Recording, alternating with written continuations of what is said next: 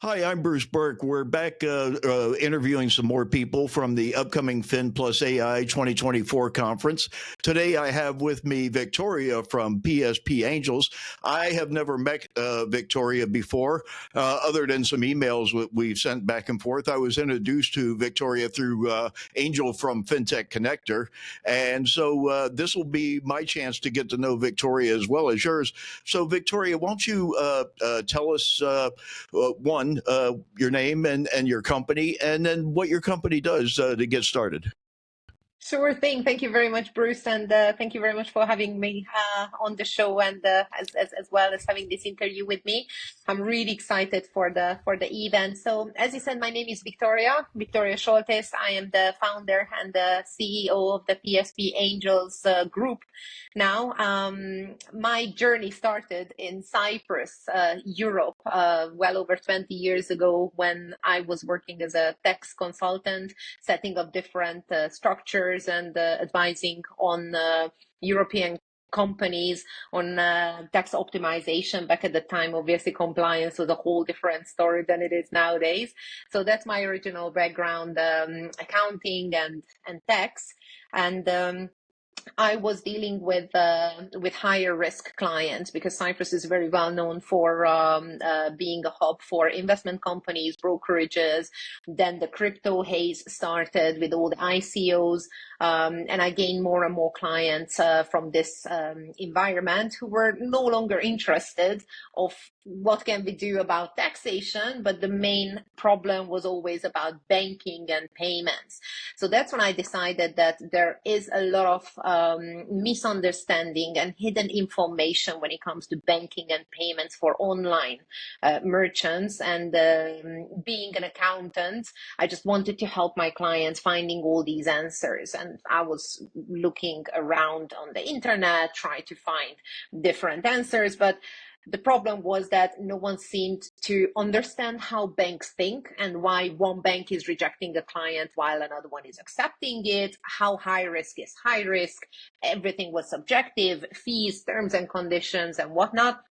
So then I realized that there could be a good opportunity of being the answer for all these struggling merchants. I was a struggling merchant myself as well, and maybe build a business on top of that whereby clients can have an unbiased and honest opinion about the different opportunities. And it looked like that it was a very, very successful guess because everything is changing all the time. So now we are talking about fintech. Every fin company is now also a tech company, right? So it's one thing that we are talking about payments and the risk and the fees and the terms and conditions, but what about the tech aspects?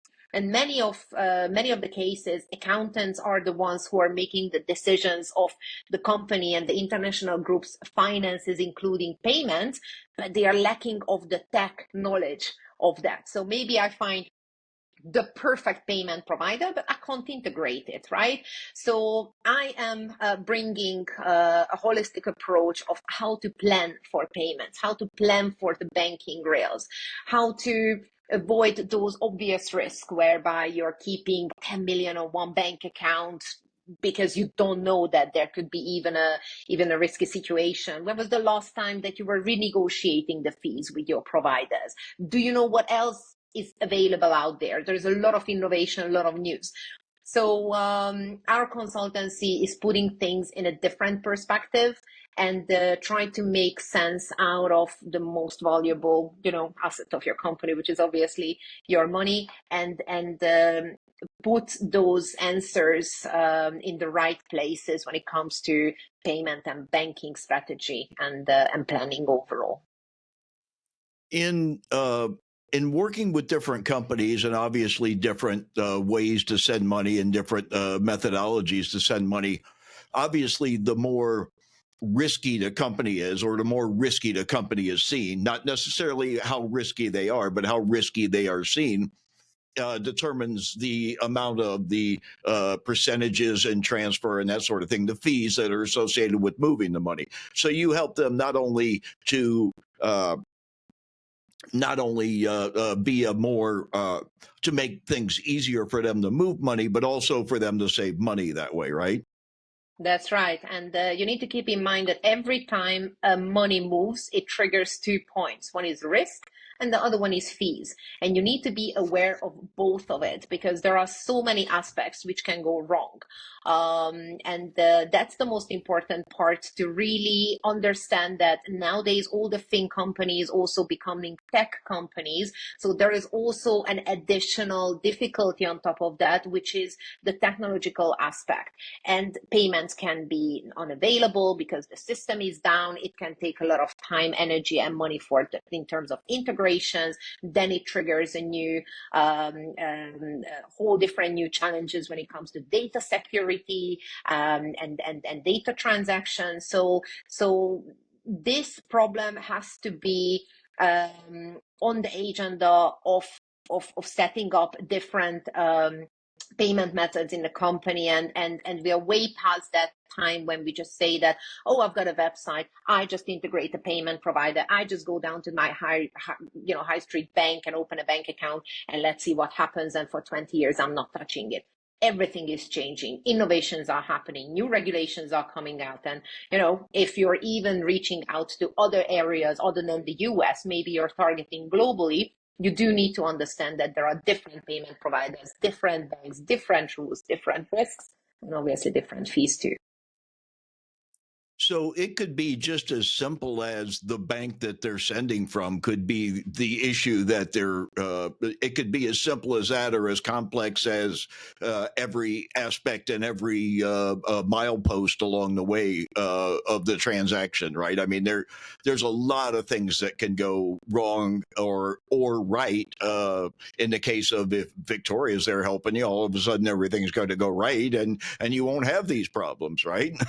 Well, in an ideal life, of course, there would be no need for people like me because everything is super straightforward and super obvious.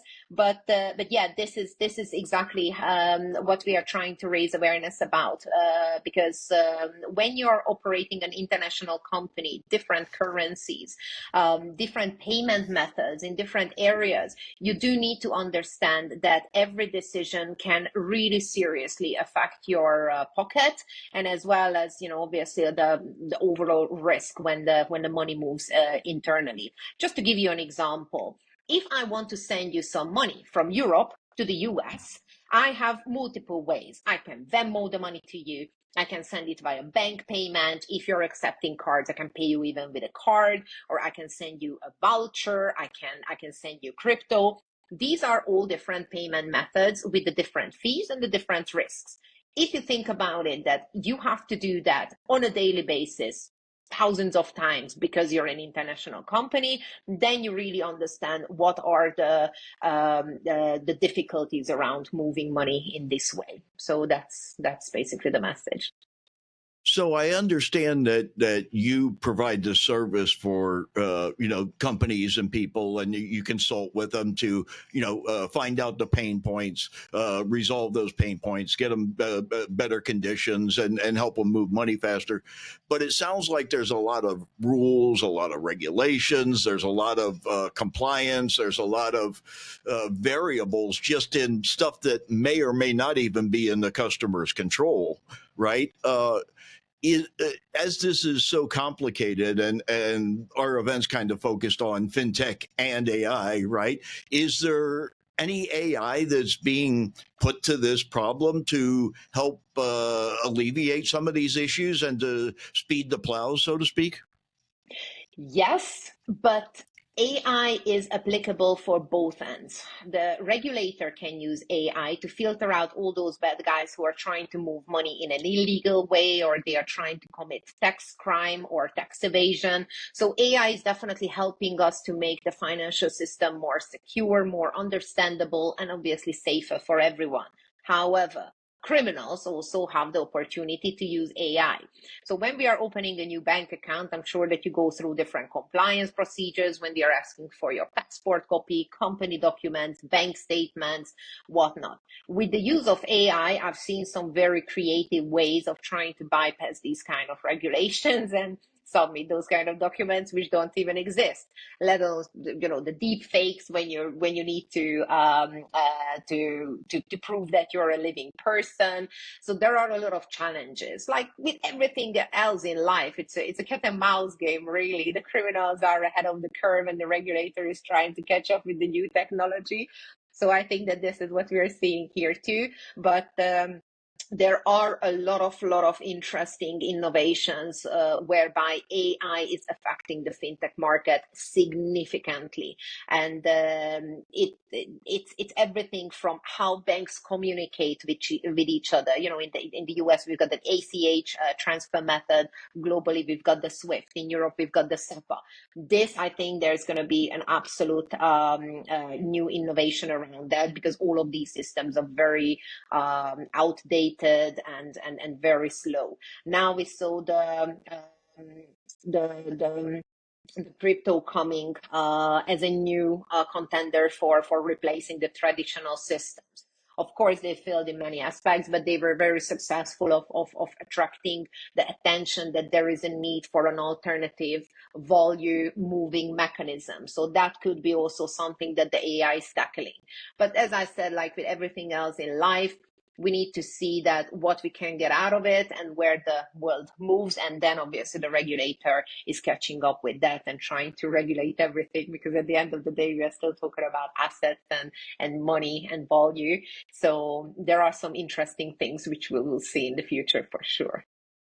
Okay. And so I read an article recently, and I think we shared it on the newsletter. It was a MasterCard report. It was saying that AI is, both the great promise of fintech, but also a genuine threat at the same time, right? In the same breath, almost, and Exactly. that apparently is holding true in your focus also. So. How did you kind of come about to doing this? You kind of alluded to your background quickly, but how do you go from being an accountant, right, or someone who's doing financial bookkeeping slash controller type of stuff, to someone who's consulting major league companies and probably in some cases banks and other FIs of character, right? So how did you transition into that? How did you become PSP Angels? Well, I was a suffering merchant myself. I needed answers, and I was not trained on so many things, because if you're an accountant, you get a lot of knowledge about finances, debit, credit, financial planning, and whatnot.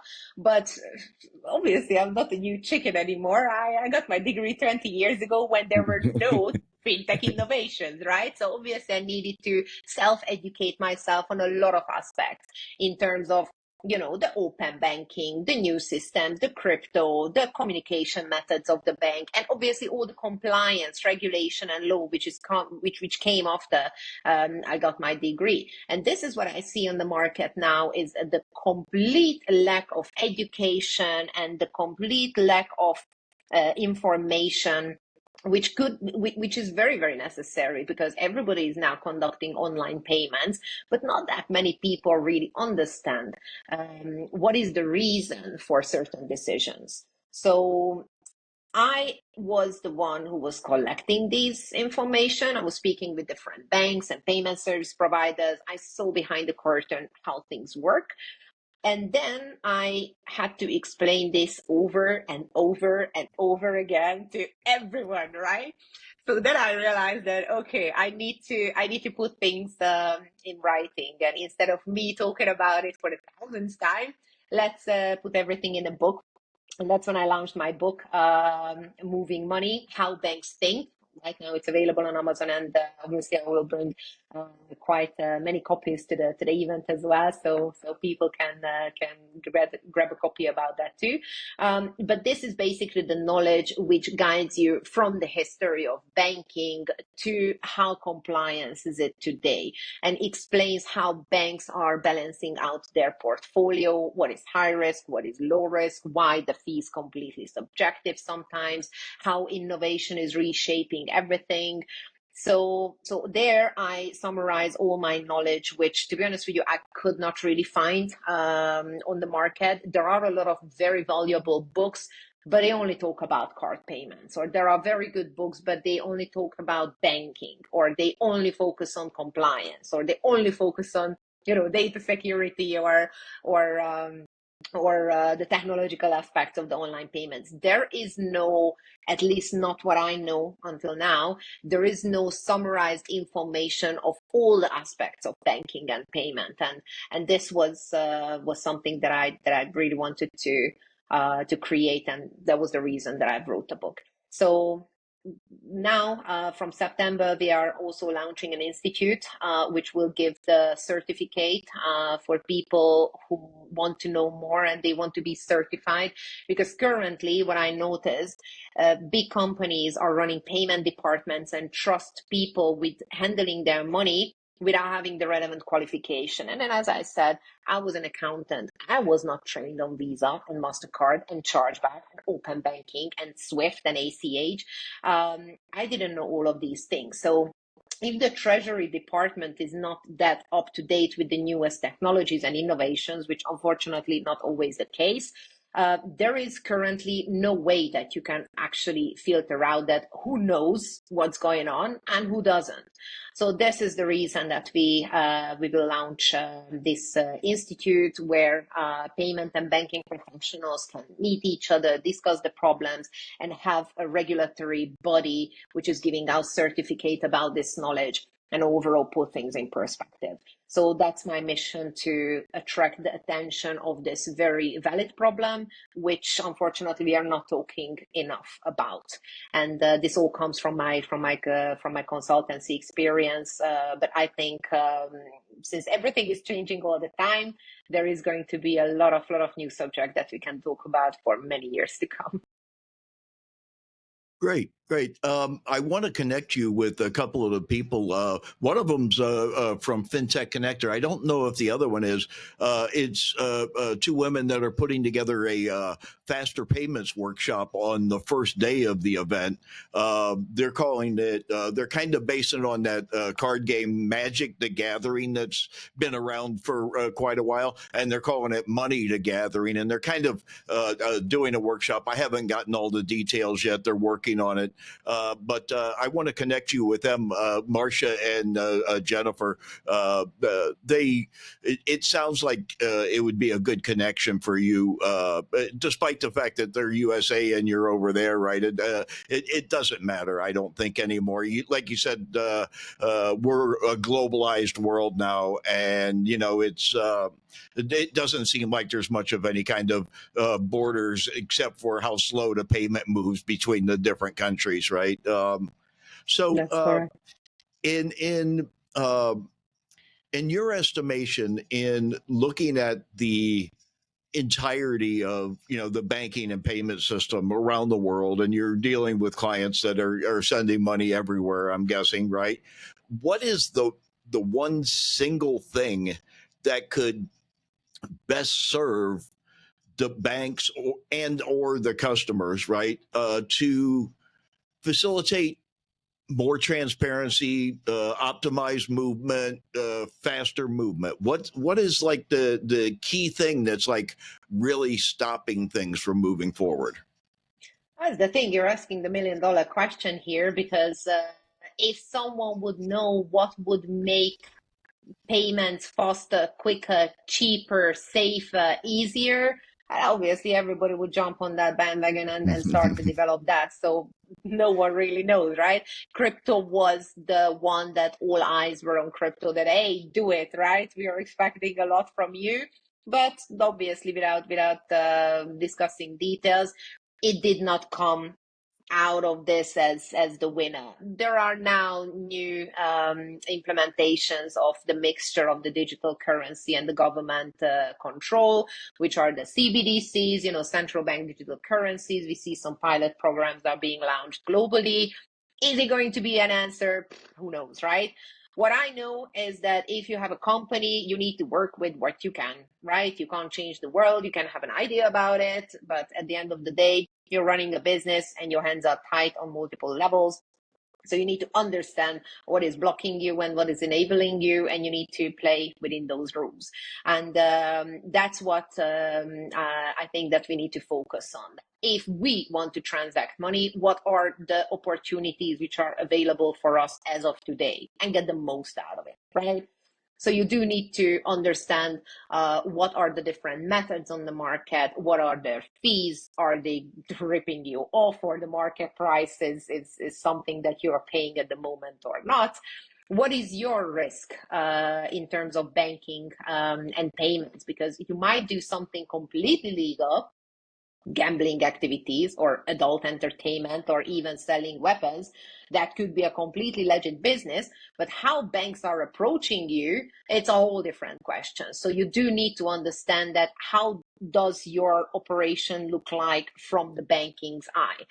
And that's one of the reasons that I named the book, obviously, How Banks Think, because you do need to understand how banks think to be able to move money effectively in a most cost-effective and obviously risk-free way. So I believe, again, we are going back to education. This is the key. You do need to understand what's going on, what are your opportunities, what are your limitations, what are your fees, what are your risks, and then make the most informative decision what you can in order to benefit your business. In 2019 we did a show called #Pay, and we had a panel on the dispensary business right here in the US, and the trouble that they had, because they can't take credit cards, they can barely take debit cards, they usually have to transfer from the debit card to a virtual card in order to take the payment. And so they're dealing with tons of cash, and then none of the banks wanted anything to do with them. So we had Sonny from Safe Harbor, right, and a few other people that were talking about it. But I didn't realize how big of an issue that is for the people in that business. And you think in the U.S. now, I don't think it's half, but I think it's probably at least 20% of the states it's legal/recreational medical, right? But in there's virtually no regulation to help them deal with the financials of that business, and they're taking in tons and tons and tons of cash, right? So it's there's a lot of things that just need to change just in that. And I know that's not your thing or anything, but I it's just an example of how bad things are, Yeah, exactly. And you don't even need to go to that much of a detail of one very specific industry. Let's consider startups. Startups are a proper nightmare from the banking perspective. Startups are broke. They usually don't bring the numbers that I can charge banking or payment fees on, right? So that's one of the red flags. Then they are changing their mind. One day that they are a restaurant, and the next day that they are doing education on food processing, which is a whole different kind of category from a risk perspective, right? Many times they don't even disclose this to the bank, which is an additional risk. Then the third one is that they are not really having a firm processing history that I can estimate what are they really doing. And no one wants to be the first one, right? You're not going to test your operation on me, on my expense. So even if you have an online startup, which is targeting global audience, whereby one country might allow this and the other one might not have regulation around it, or the third one is straight saying that okay, this is strictly illegal, you as a payment provider is taking a massive risk on taking these kind of startups on.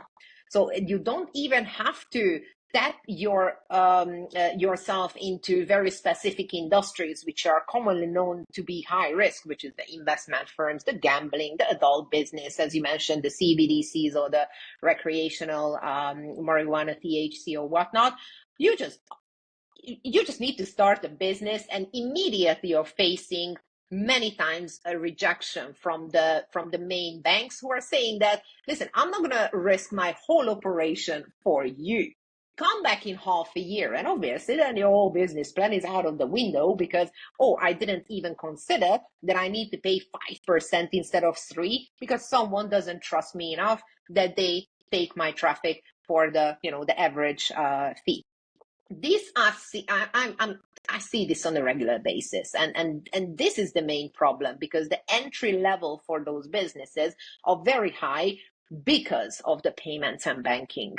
And when you're talking about global processing, that there are so many other parts which we don't even mention, that can be even further burden for these startups. I had no clue that startups were such a risky endeavor when it comes to money. I Yeah. know there's a lot of money thrown at them too. I mean, I was just reading a thing about in California, like how much better any startup is going to do if they're in California versus here, right? And so you just looking at the amount of money that is handed out in California, right? They'll write a check if you have an idea, right? A good Mm. idea, and it seems like there should be like some banks. I know that like there was Silicon Valley that kind of specialized in that sort of thing, but now that's kind of like a J.P. Morgan Chase a subsidiary now. And is there any banks or any FIs or any startups essentially, neobanks, I guess, that are focusing on this issue and trying to do some things to alleviate the issues around all that, or? Yes, however, there is no one bank which fits all. Otherwise, there would be no multiple different banks with multiple different, financial product offerings. So what I really see is that you really need to see that which is the financial institution or bank or payment facilitator who is catering for your industry specifically, because then that could really help you. Even if you don't have a banking consultant or a payment consultant, at least you've got someone who understands how the money moves and can advise you on that. But more often than not, there are different payment and financial products for different setups. So, for example, when you're a marketplace, it's a whole different approach with embedded finance, what you need, than if you are just an e-commerce business online. Or when you're sharing, for example, videos about education, that immediately it's triggering the higher risk category. Then you need a different bank when you're, I don't know, selling shoes online. So you do need to understand that where is your business on the risk level from a banking and payment perspective. What I have to highlight again, it's different than a legal perspective risky than a banking perspective risky. And the other thing, what you mentioned was very interesting, of how these startups are actually receiving the funding. So I had a lot of clients who were not having any track record. As you said, there's an idea, money is being thrown at them, however, from international sources. So imagine yourself that you're a bank. You've got a startup, right? And then $1 million is coming somewhere from Asia or Africa or Latin America with some offshore bank supporting the startup idea. If you think about it from the compliance perspective, what an amount of risk that it could be actually a textbook money laundering when the money is coming in at one end and the startup is spending at the other end, and poof, immediately the money is in the States, right? So even if you are raising funds, you do need to understand that what is the risk level of that money flow when it comes to your bank, right? So many times I've seen so many startups which are, for example, investment funds or startup hedge funds, even if they are dealing with crypto, insult to injury from the risk perspective, they are really struggling to find a bank which is taking the initial deposits and the initial investment amount from multiple investors globally, because that itself already is a risk. And once they start trading, it's a whole different story. So yes, there are a lot of problems when you don't know, unless you find yourself in a situation when you have to deal with it. And many times it's too late, because imagine the investor wants to send you money, you can't accept it, you've got a thin timeline until the investor changes their mind and throws the money on a different idea. You've got 2 weeks. What are you going to do? How are you going to take the money? And that's when the urged decisions can lead to complete financial disasters. So your book, you wrote the book probably for the same reason many people wrote the book. You get tired of repeating yourself, and you have some knowledge that you want to share with the world. Can you first? You mentioned it quickly, but what is the name of your book? Moving money, how banks think. Okay, and you wrote this. Is this a pretty recent release? How long ago did you write this? In January, launched in January on Amazon. Currently, it's available on all Amazon stores. So it's not only the .com, but all over Europe as well. Obviously, I'm myself being in Europe. And yes, it looks like that I was hitting all those pain points of the suffering merchants because they seem to like the book, and they seem to have a lot of aha moments out of that, which basically that was the whole point of the book, to educate people and just to attract the attention of the problem that we need to talk about banking and payments. Okay. Okay. And so the link will be in the description below, so you can pick up Victoria's book. We'll make sure to put it in the description below the video.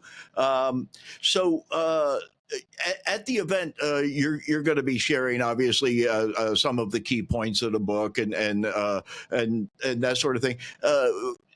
Did I understand you that you're going to hold some kind of a workshop or something also?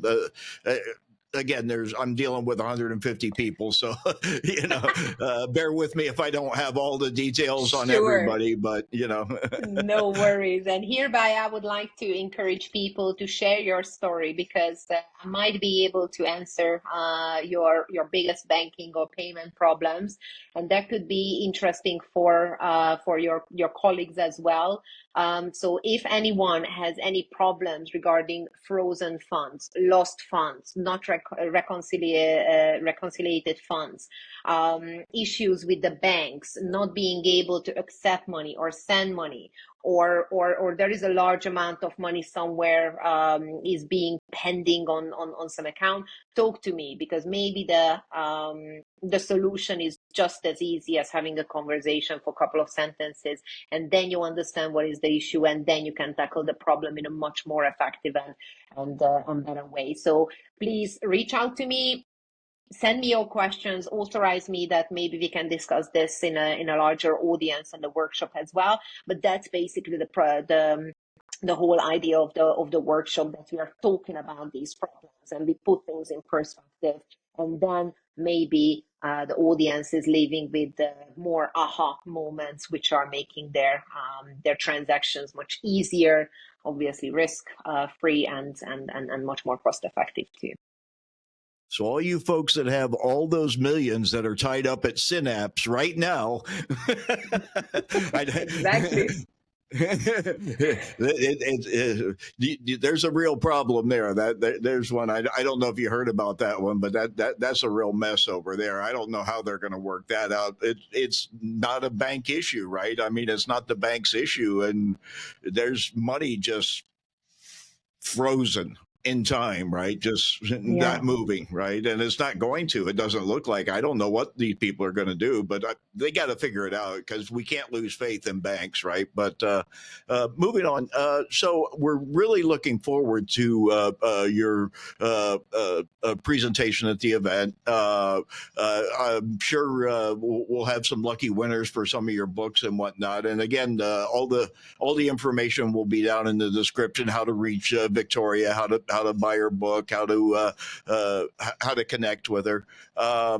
She's also got a profile page on the website on the speakers gallery. It's all happening October 2 through 4, 2024 at Le Meridien, Dania Beach, Florida. It's the Fin+AI 2024 conference. And Victoria, just in general, if they don't want to go down and look at the links and anything, what's an easy way to get in touch with you?